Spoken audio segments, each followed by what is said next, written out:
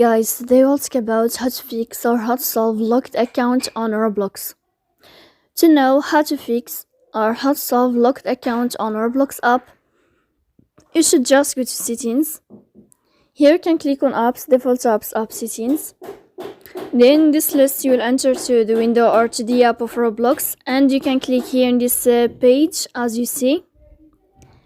Then this list of app info you can click on first stop and you can click OK. Here we'll enter to the window of storage.